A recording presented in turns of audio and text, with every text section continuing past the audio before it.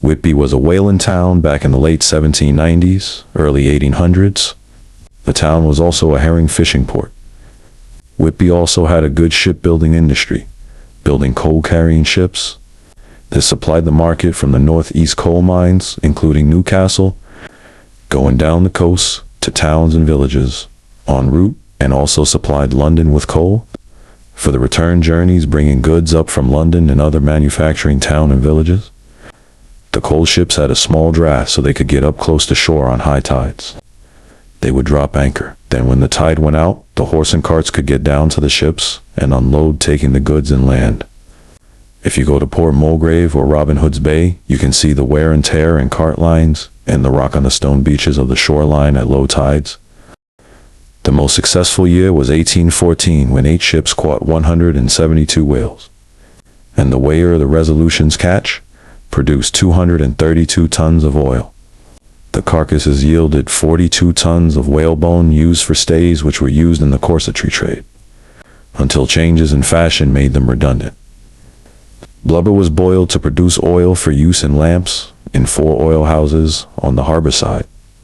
Oil was used for street lighting until the spread of gas lighting reduced demand, and the Whitby Whale Oil and Gas Company changed into the Whitby Coal and Gas Company.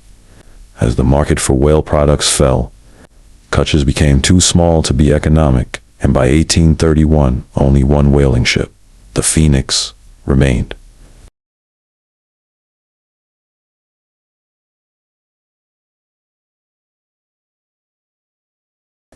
James Cook did a brief apprenticeship in a general store in the coastal village north of Whitby. This brought him into contact with ships and the sea.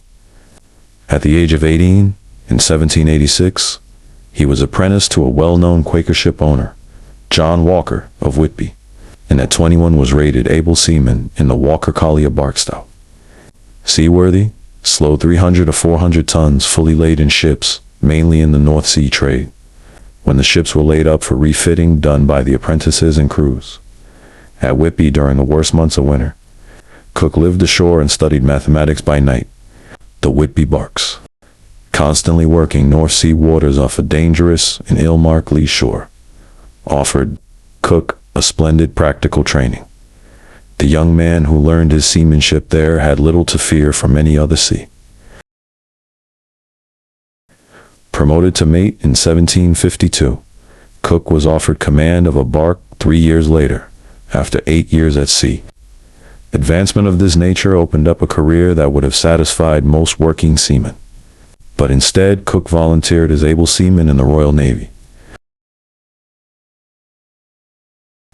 The Navy, he was sure, offered a more interesting career for the competent professional seaman he was, and greater opportunity than in the North Sea barks. Wood, Cook, of striking appearance, almost immediately caught the attention of his superiors, and with excellent power of command, he was marked for rapid advancement through the ranks. After advancing to master's mate and boatswain, both non-commissioned ranks, he was made master of HMS Pembroke at the age of 29. During the 7 Years' War between Great Britain and France, 1756 to 63, he saw action in the Bay of Biscay, was given command of a captured ship. Cook took part in the siege of Louisbourg Isle Royale, now in Nova Scotia, and in a successful amphibious assault against Quebec. His charting and marking of the more difficult reaches of the St. Lawrence River contributed to the success of Madge James Wolfe's landing there. Based at Halifax during the winters, he mastered surveying with the plane table. Between 1763 and 1768, after the war had ended, Cook commanded the schooner Grenville, while surveying the coasts of Newfoundland, sailing most of the year and working on his charts at his base in England during the winters. In 1766, he observed an eclipse of the sun and sent the details to the Royal Society in London. An unusual activity for a non-commissioned officer, for Cook still rated only as master. In 1768, the Royal Society, in conjunction with the Admiralty, was organizing the first scientific expedition to the Pacific, and the rather obscure 40-year-old James Cook was appointed commander of the expedition. Hurriedly commissioned as lieutenant, Cook was given a homely-looking but extremely sturdy Whitby coal-hauling bark renamed HMS Endeavour. Then 4 years old, of just 660 tons and less than 98 feet 30 meters long. Cook's orders were to convey gentlemen of the Royal Society and their assistants to Tahiti to observe the transit of the planet Venus across the sun. That done, on June 3rd, 1796, he was to find the southern continent, the so-called Terra Australis, which philosophers argued must exist to balance the land masses of the northern hemisphere. The leader of the scientists was the rich and able Joseph Banks, age 26, who was assisted by Daniel Solander, a Swedish botanist, as well as astronomers Cook rating as one, an artist. Cook carried an early nautical almanac and brass sextants, but no chronometer on the first voyage, striking south and southwest from Tahiti, where his predecessors had sailed west and west-northwest with the favoring trade winds. Cook found and charted all of New Zealand, a difficult job that took 6 months. After that, instead of turning before the west winds for the homeward run around Cape Horn, Cook crossed the Tasman Sea westward, and, on April 19th, 1770, Cook came upon the southeast coast of Australia, running north along its 2,000 miles east coast, surveying as he went. Cook successfully navigated Queensland's Great Barrier Reef, since reckoned as one of the greatest navigational hazards in the world, taking the Coral Sea and the Torres Strait in his stride. Once the bark touched on a coral spur by night, but it withstood the impact and was reloaded. After the Endeavour was grounded on the nearby Queensland coast and repaired, Cook sailed it back to England.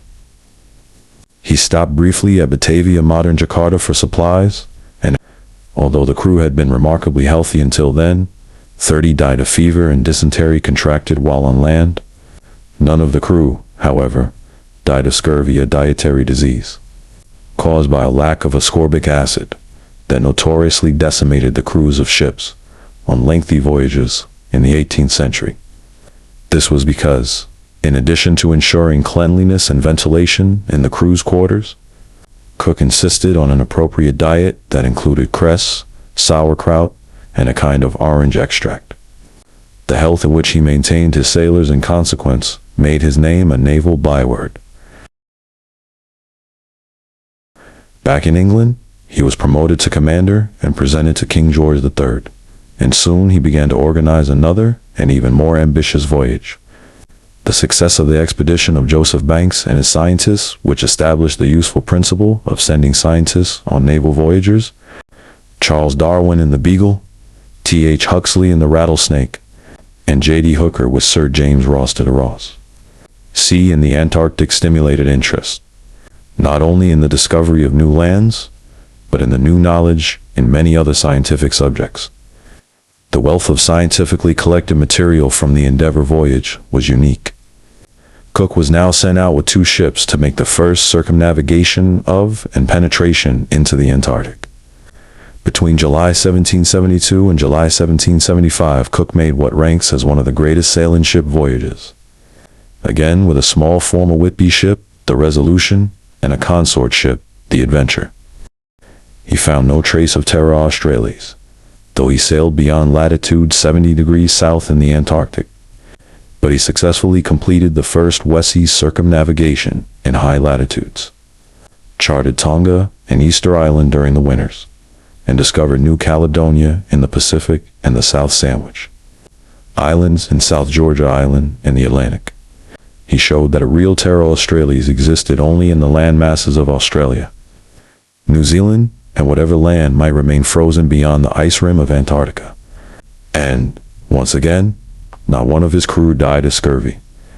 Back in England, he was promoted to captain at last, elected a Fellow of the Royal Society, and awarded one of its highest honors, the Gold Copley Medal, for a paper that he prepared on his work against scurvy.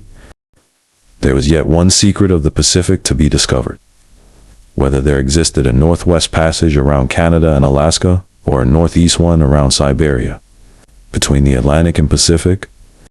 Although the passages had long been sought in vain from Europe, it was thought that the search from the North Pacific might be successful. The man to undertake the search obviously was Cook, and in July 1766 he went off again on the Resolution with another Whitby ship, the Discovery. This search was unsuccessful, for neither a northwest nor a northeast passage usable by sailing ships existed, and the voyage led to Cook's death. In a brief fracas with Hawaiians over the stealing of a cutter, Cook was slain on the beach at Kealakekua by the Polynesians. Cook had set new standards of thoroughness in discovery and seamanship, in navigation, cartography, and the care of men at sea, in relations with indigenous peoples, both friendly and hostile, and in the application of science at sea. And he had peacefully changed the map of the world more than any other single man in history. Testament to Captain Cook, a few of the space shuttles were named after some of the ships he had sailed in his discoveries. If you have got this far, thank you for watching, and please leave a like.